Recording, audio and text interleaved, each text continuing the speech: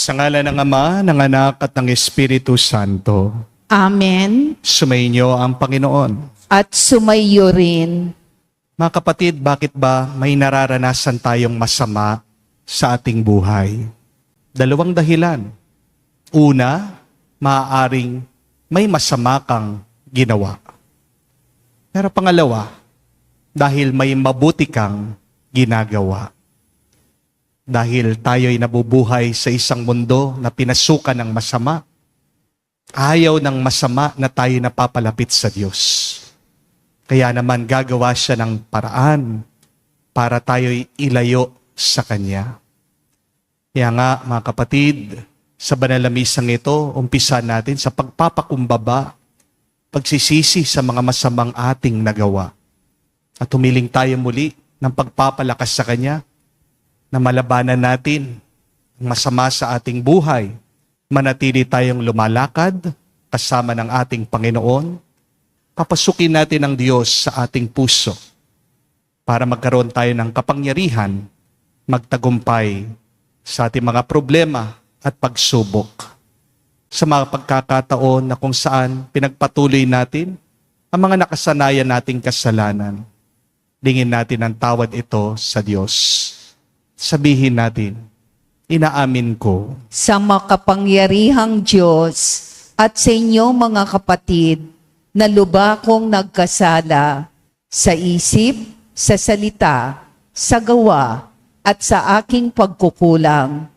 Kaya isinasamo ko sa mahal na Birheng Maria, sa lahat ng mga anghel at mga banal, at sa inyo mga kapatid, na ako'y ipanalangin sa Panginoong ating Diyos. kaawaan tayo ng makapangyarihang Diyos. Patawarin tayo sa ating mga kasalanan. Patnubayan tayo sa buhay na walang hanggan. Amen. Panginoon, kaawaan mo kami. Panginoon, kaawaan mo kami. Kristo, kaawaan mo kami. Kristo, kaawaan mo kami. Panginoon, kaawaan mo kami. Panginoon, kaawaan mo kami. Manalangin tayo. Ama naming makapangyarihan, tanang pinakamabuti iyong tinataglay. Gawin mo sa aming kalooban manuot ang pag-ibig sa iyong ngalang dakila at bantog, upang sa pag-unlad ng aming pagsunod, sa pananampalatayang iyong pinagkaloob, mapagyaman mo ang kabutihang iyong inihahandog, at ang iyong pinagyaman ay mapanatili mong lubos sa iyong pagsubaybay sa amin at pagkupkop. Sa pamagitan ni Jesucristo kasama ng Espiritu Santo, magpa sa walang hanggan. Amen.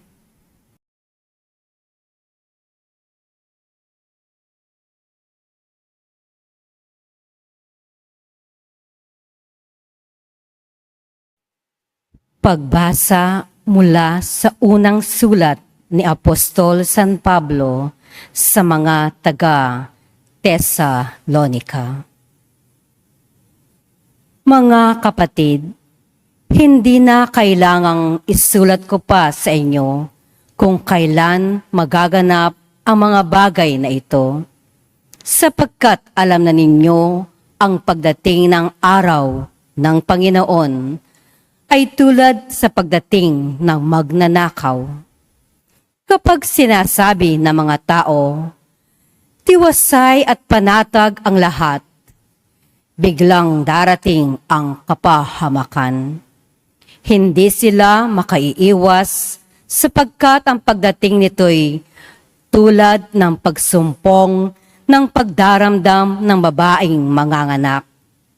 Ngunit hindi kayo nabubuhay sa kadiliman, mga kapatid. Kaya't hindi kayo mabibigla sa araw na yaon na darating na parang magnanakaw. Kayong lahat ay kabilang sa panig ng kaliwanagan, sa panig ng araw, hindi sa panig ng kadiliman o ng gabi. Kaya nga, kailangang tayo'y manatiling gising, laging handa at malinaw ang isip, di tulad ng iba. Tinawag tayo ng Diyos hindi upang parusahan, kundi upang iligtas sa pamamagitan ng ating Panginoong Hesukristo.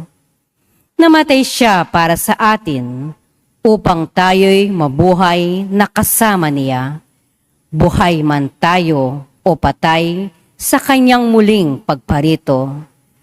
Dahil dito, patuloy kayong magpaalalahanan at magtulungan tulad ng ginagawa ninyo ngayon. Ang salita ng Diyos. Salamat sa Diyos.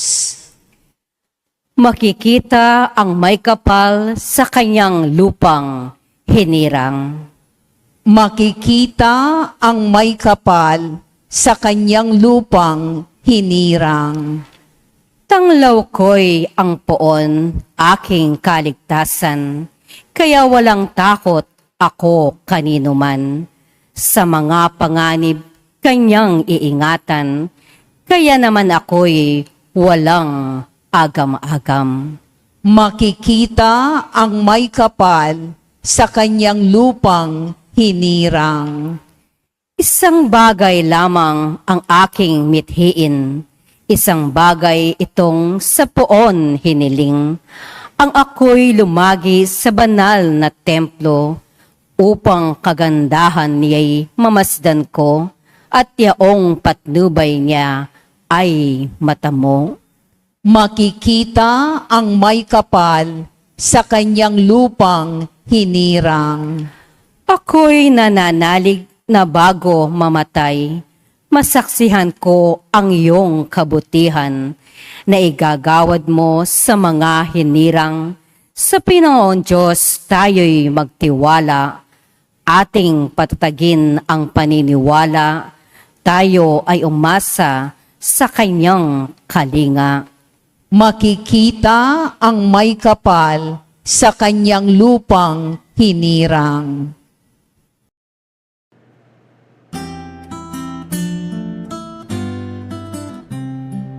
Alleluia, alleluia, alleluia, alleluia, alleluia, alleluia, alleluia, alleluia, alleluia, alleluia, alleluia, alleluia.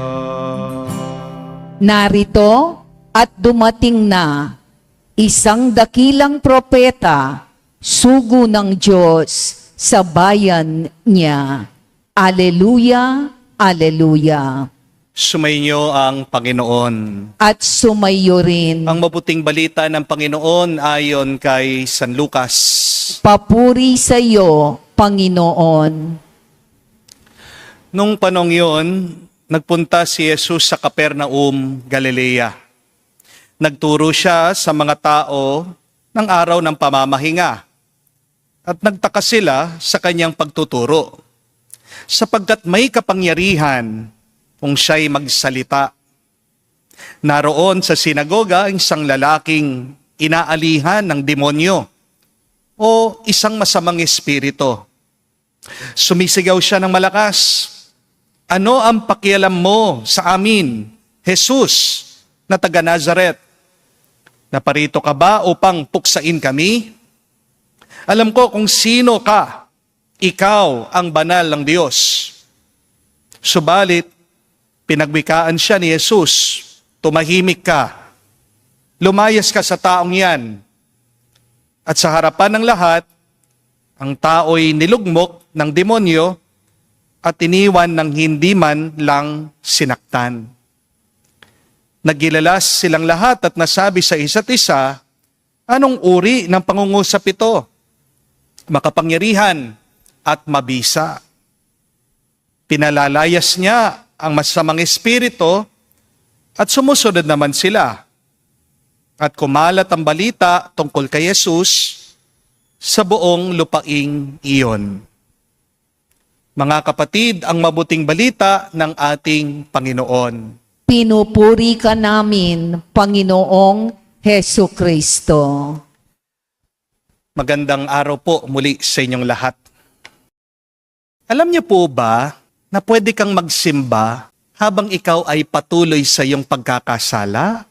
Pwede ka ring magdasal na may demonyo ka sa iyong loob. Pwede kang manalangin habang buhay pa rin sa iyo ang espiritu ng galit, ng inggit, ng katakawan. It is possible. You can pray, you can go inside of the church, in God's house, and yet at the same time, inside of your heart, lives these evil spirits of lust, of greed, of laziness, of indifference, of violence, and resentment. It is possible. Pero ito po ang mabuting balita. Kapag pumasok naman si Jesus sa buhay mo, lalabas ang mga demonyong ito sa iyo. Amen? Yan ang ating narinig sa ating nabasang ebanghelyo. Pagkatapos daw po mangaral ni Jesus sa sinagoga. Ang sinagoga po ay ang lugar kung saan nagtitipon ang mga Hudyo para pakinggan nila ang salita ng Diyos. At pumunta si Jesus sa sinagoga, araw ng pamamahinga, Sabbath day. Tignan niyo po yun. It is the Lord's day in God's place, pero may evil spirit. Kung kailan banal ang araw, kung nasaan sila, isang banal na lugar, sa harap ng banal na Diyos, nagparamdam ang masamang espiritu. Kaya, asahan nyo din po, mga kapatid, kapag lumalapit ka sa Diyos, lalo kang guguluhin ng demonyo. Amen? Pansinin nyo po, nangyayari yan. Bakit kung kailan ka nananalangin, ang daming mga distraction sa iyo? Hindi po ba? Kung kailan ka nagdarasal, nandun ka sa loob ng bahay, maaamoy mo, nagluluto ang kapitbahay mo, naaamoy mo, nagugutom ka, hihinto ka sa iyong pananalangin para lang kumain. Habang nagsisimba ka, biglang pumapasok dyan, pinatay ko kaya yung Shelane, baka masunog yung bahay namin. Habang nakikinig ka sa pari, naiisip mo, sinara ko ba yung pintuan? Baka nakawang kami. There are a lot of distractions when we come close to God.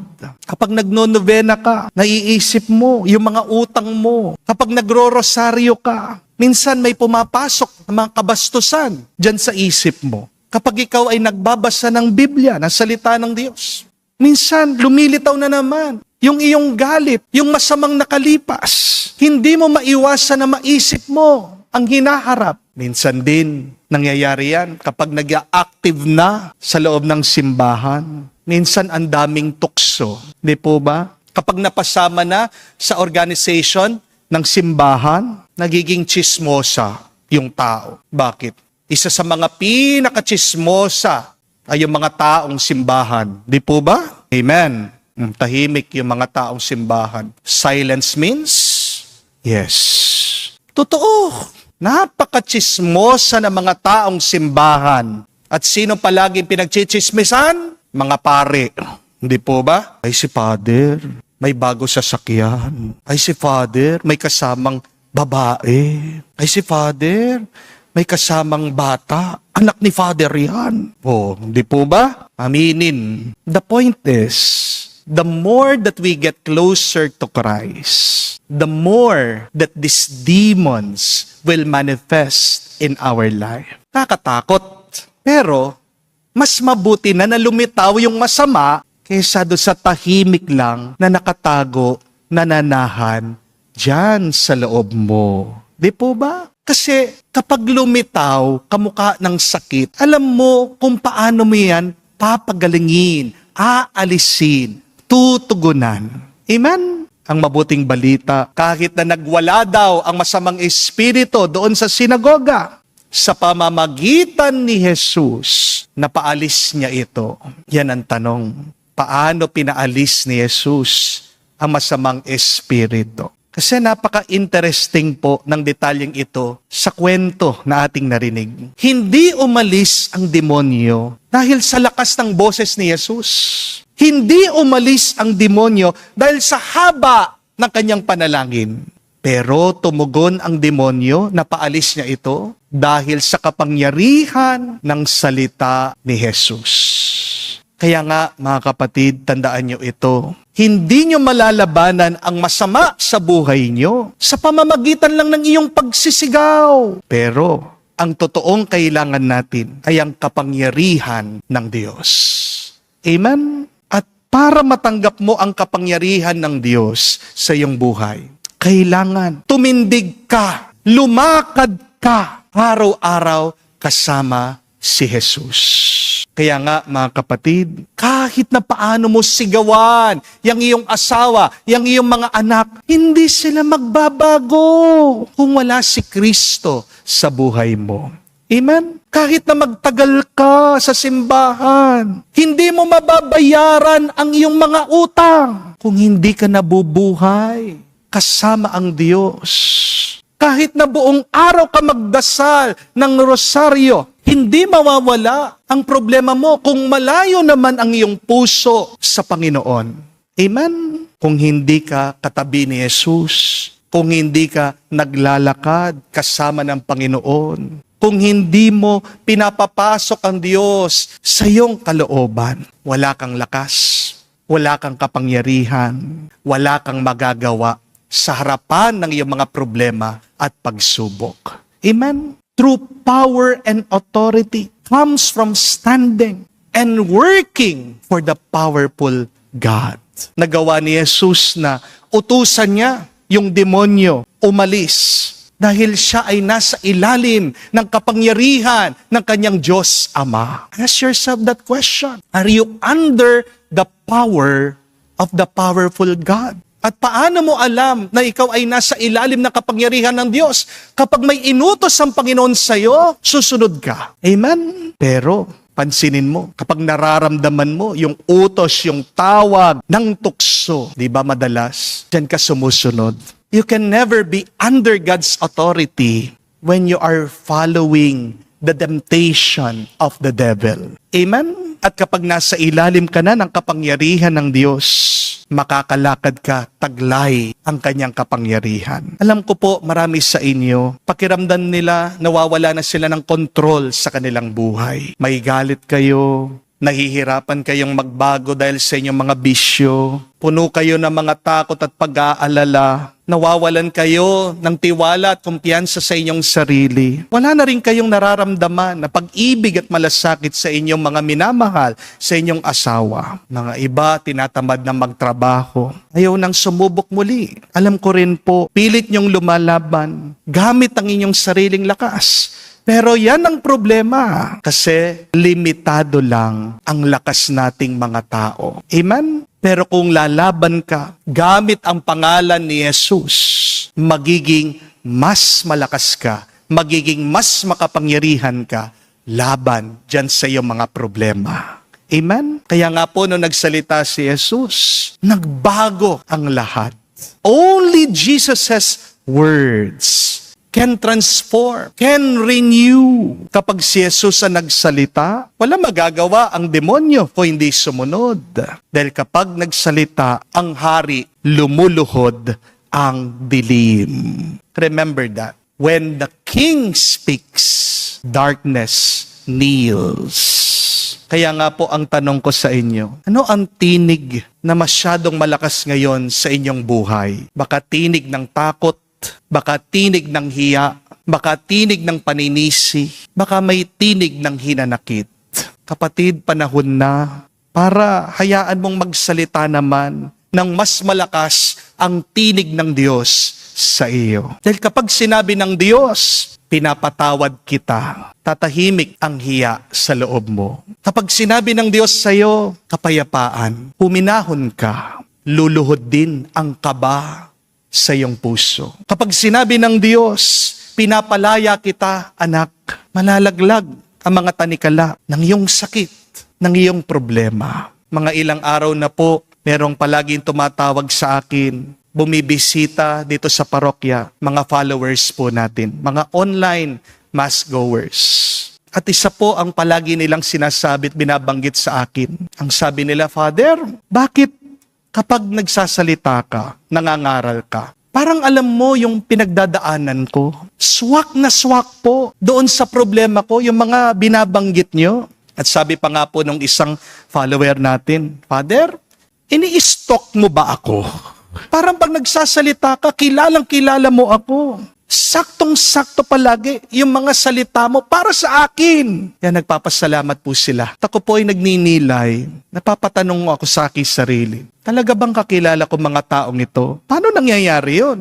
Na yung aking hino-homily, sinesermon, ay talagang nangungusap, nakakatouch, tagos sa puso ng mga tagapakinig. At dito ko po naaalala na bago man po ako pumunta dito sa pulpito, dito sa harap, as I sit listening to the Word of God, before I talk and deliver my homily, I only have one prayer. And I keep on saying this, repeating this inside of my heart. I say, speak, Lord. Speak, Lord, through me. Speak, Lord, let your voice be heard. This is the reason I think why I can touch people's heart. Because it is not me who is talking, but it is God. Di po ba? Hindi po ako o hindi si Jesus ang nagsasalita sa pamamagitan ko. Kaya nga po, masasabi natin na ang nagtatrabaho dito, hindi naman si Father Joel o hindi ang banal na Espiritu. Amen? See, authority, power is not only felt by the beauty of the words, by the loudness of speaking, but authority and power is felt because it comes from the power of God. Isa pa pong good news, may dumating po dito sa ating parokya nung Sunday, nagpakilala sa akin, sabi niya, Father, you prayed for me last year. Nasa London po ako, umuwi po ako para lang magpasalamat sa inyo dahil sa inyong pagdarasal, cancer-free na po ako.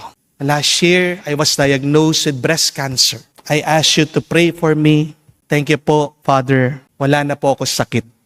Nangilabot po ako. Sabi ko na lang po sa sarili ko, God is good, sobra-sobra. Pero nagtataka po ako, bakit gumaling ang taong ito? Hindi ko naman po pinangarap na maging healing priest. Palagi ko sinasabi sa mga tao, hindi naman ako nagpapagaling sa mga may sakit.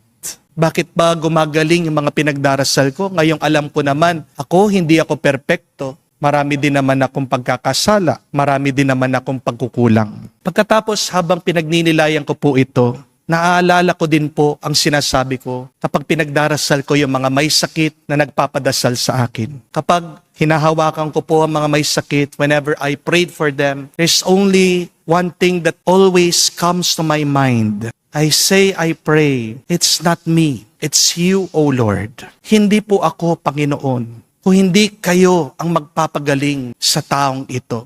Bawat Sabado po, ang daming pumipili dito. Yun po palagi sinasabi ko, it's not me, O Lord, it's you. And see, my dear friends, words are empty without God's power, without God's authority. Words are empty without God's power and spirit.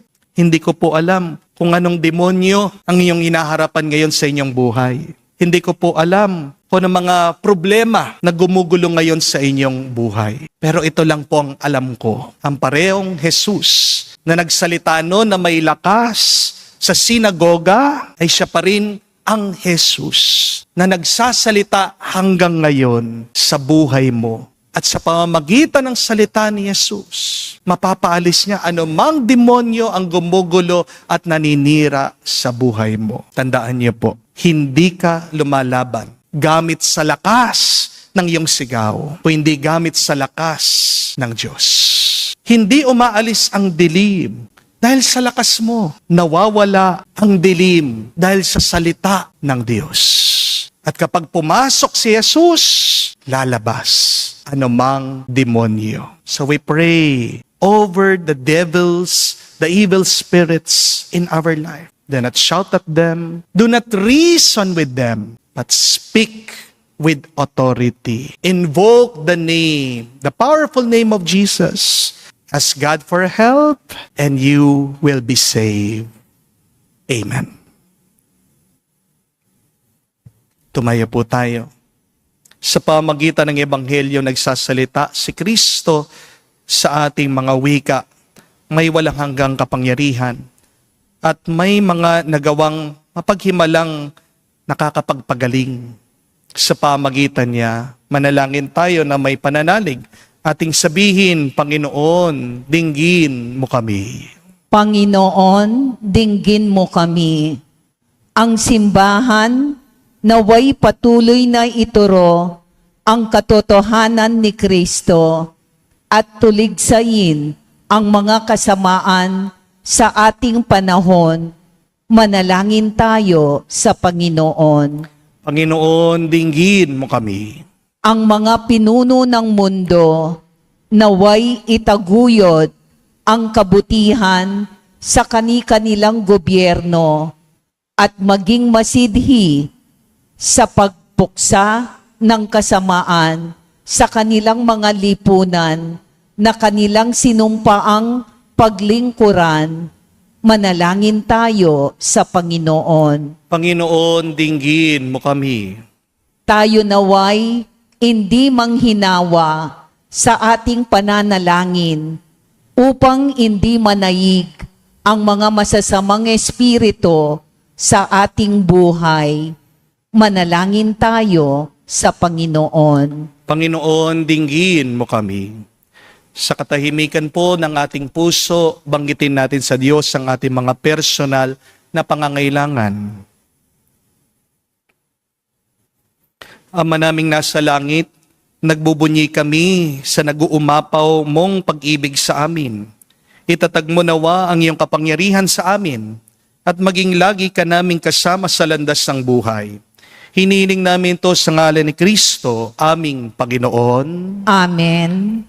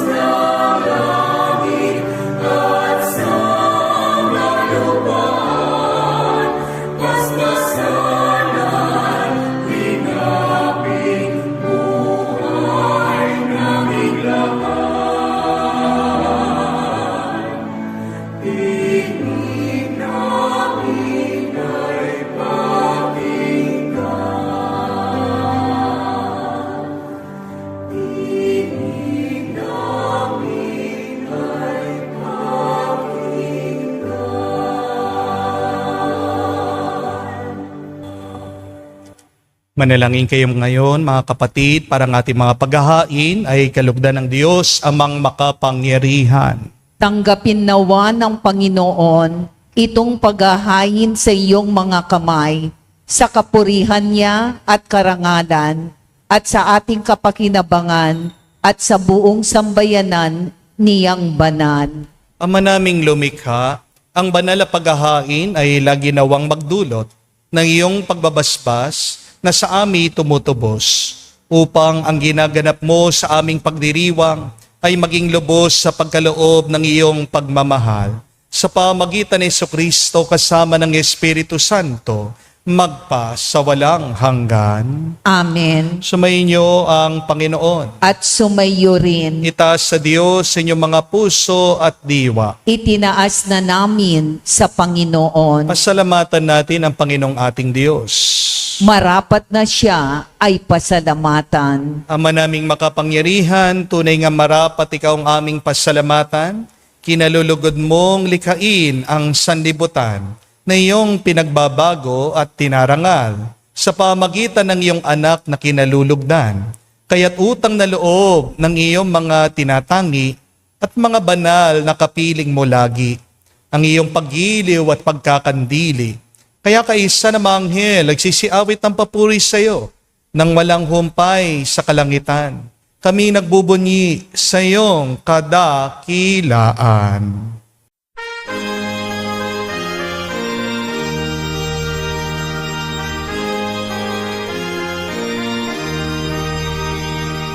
Santo, Santo, Santo, Panginoong Diyos ng mga hukbo. Napupuno ang langit at lupa ng kadakilaan mo.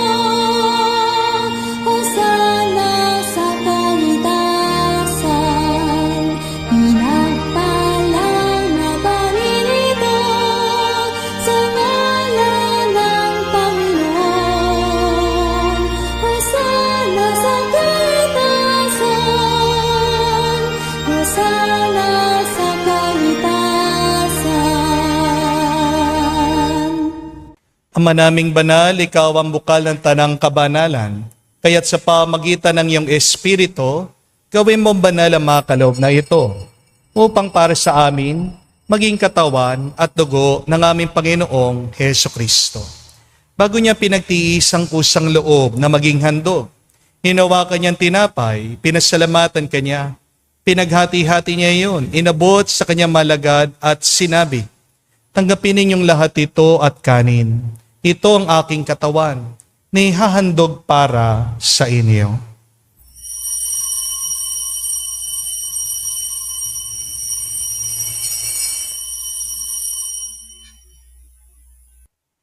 Gayon din naman nung matapos ang hapunan, hinawakan niyang kalis. Muli kanyang pinasalamatan. Inabot niya ang kalis sa kanyang malagad at sinabi, "Tanggapin ninyong lahat ito at inumin. Ito ang kalis ng aking dugo, ng bago at walang hanggang tipan. Ang aking dugo na ibubuhos para sa inyo at para sa lahat, sa ipagpapatawad ng mga kasalanan. Gawin ninyo ito sa pag-alaala sa akin."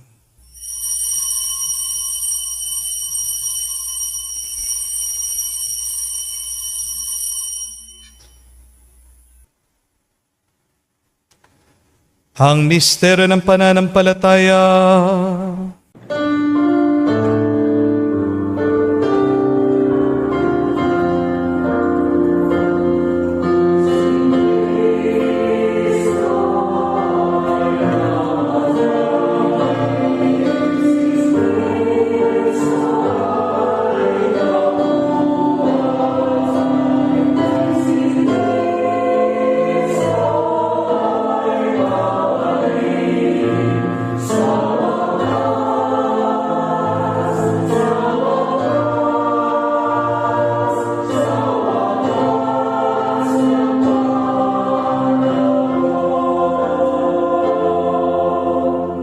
Ama, ginagawa namin ngayon ang pag-alaala sa pagkamatay muling pagkabuhay ng iyong anak.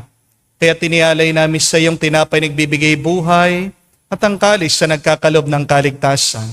Kami nagpapasalamat dahil kami iyong minarapat na tumayo sa harap mo para maglingkod sa iyo. Sinasamo namin kami magsalo-salo sa katawan at dugo ni Kristo ay mabuklod sa pagkakaisa sa pamagitan ng Espiritu Santo. Amalingapin mong iyong simbahan, laganap sa buong daigdig. Puspusin mo kami sa pag-ibig. Kaisa ni Leon ang aming Santo Papa, si Florentino aming Arsobispo at ng Tanang Kaparian. Alalahanin mo rin ang aming mga kapatid na nahimlay may pag-asang sila'y muling mabubuhay. Gayon din naman lahat ng mga pumanaw. Tawan mo't sila't patuloyin sa iyong kaliwanagan. Tawan mo at pagindapatin kaming lahat, makasalo sa iyong buhay na walang wakas. Kaisa na mahal na Birhen Maria, Ina ng Diyos. Kaisa ni San Jose, ang kanyang malwalhating esposo. Kaisa na mga apostol, lahat ng mga banal, na namuhay dito sa daigdig na kalugod-lugod sa iyo. May pagdiwang nawa namin ang pagpupuri sa kararangal mo sa pamagitan ng iyong anak, aming Panginoong Heso Kristo.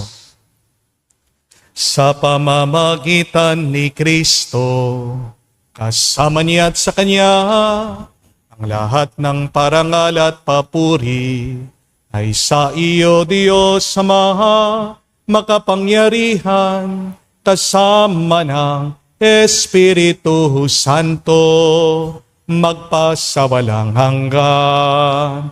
Amen, amen, amen.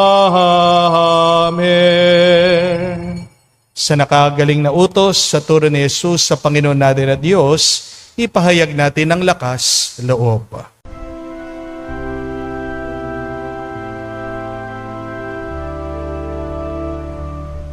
Ama namin, sumasalangit ka, sambahin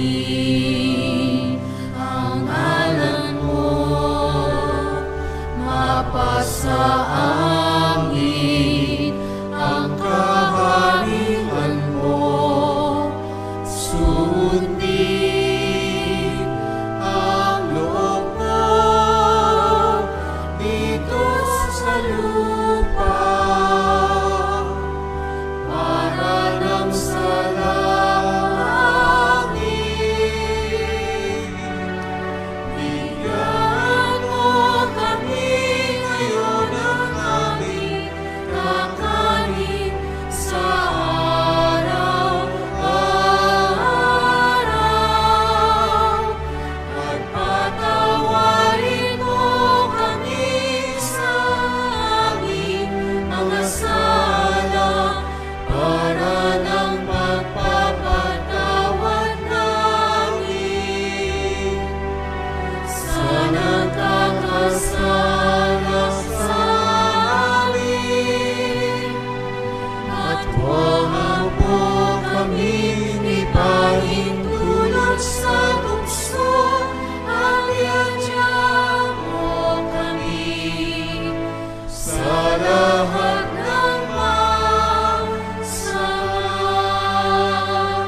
Hinihiling namin kami, Adya, sa lahat na masama, pagkalooban ng kapayapaan araw-araw, ligtas sa kasalanan, ilayo sa lahat ng kapamakan, samantalang aming pinanabikan ang dakilang araw ng pagpapahayag ng tagapagligtas naming si Hesu Kristo. Sapagkat iyo ang kaharian at ang kapangyarihan at ang kapurihan magpakailanman. Amen. Panginoong Hesu Kristo, sinabi mo sa mga apostol, kapayapaan ang iniiwan ko sa inyo. Ang aking kapayapaan binibigay ko sa inyo. Tunghayan mo ang aming pananampalataya. Huwag ang aming pagkakasala. Pagkalooban mo kami ng kapayapaan at pagkakaisa, ayon sa iyong kalooban. Kasama ng Espiritu Santo, magpasawalang hanggan. Amen. Kapayapaan ng Panginoon ay laging sumainyo. At sumayo rin. Magbigayan po tayo ng kapayapaan sa bawat isa. Peace with you po. Kapayapaan po sa inyong lahat.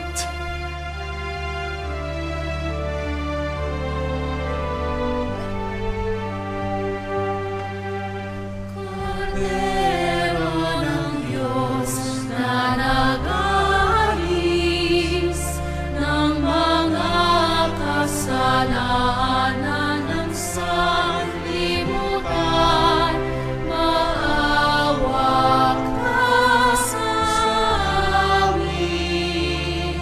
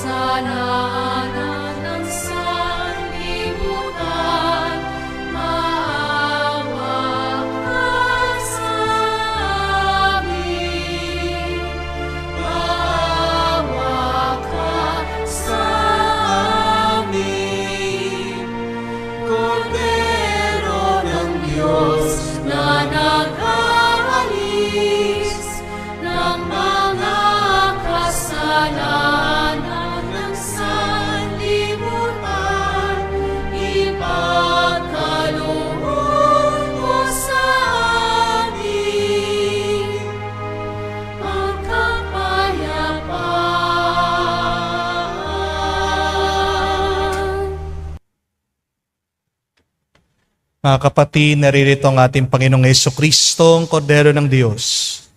Siya nag-aalis sa mga kasalanan ng sanlibutan.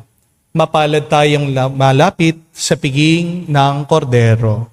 Panginoon, hindi ako karapat-dapat na magpatuloy sa iyo, ngunit sa isang salita mo lamang ay gagaling na ako.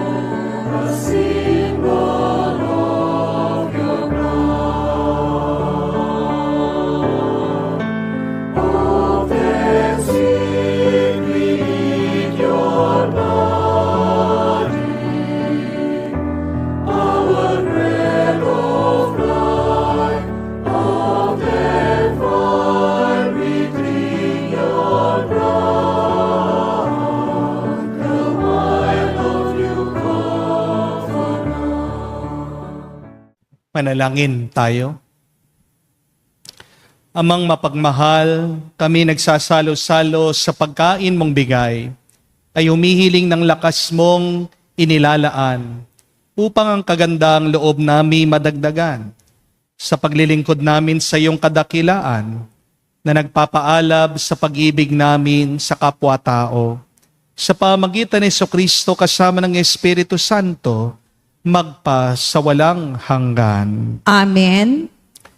Alam ko po na kayong lahat ay may nilalaban ng masamang espiritu o demonyo sa inyong buhay.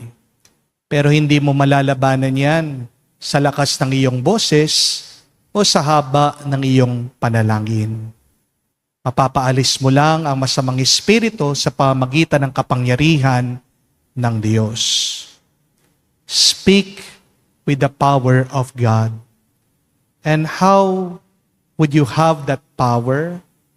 You walk with Jesus always.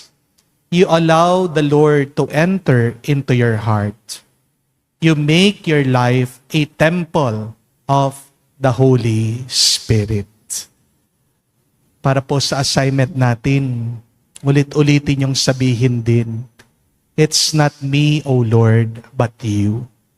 It's you, O Lord. Ikaw, Panginoon. At pag nauunawaan mo yun, ano man ang sasabihin mo, ano man ang gagawin mo, pagkakaloob ng Diyos, kanyang lakas, kanyang kapangyarihan, para maharapan mo at para mapuksa mo, para magtagumpay ka. Yan sa mga masamang espiritu ng iyong buhay, yan sa iyong mga problema at pagsubok na hinaharapan. Sabay-sabay nating dasalin yun ngayong maghapon. It's not me, O Lord, it's you. Sumainyo ang Panginoon. At sumayo rin. At kayo'y basbasan ng Diyos makapangyarihan sa lahat. Sa ngalan ng Ama, ng Anak, ng Espiritu Santo. Amen. Ang ating misa'y natapos na. Humayo kayo sa kapayapaan ni Kristo. Salamat sa Diyos.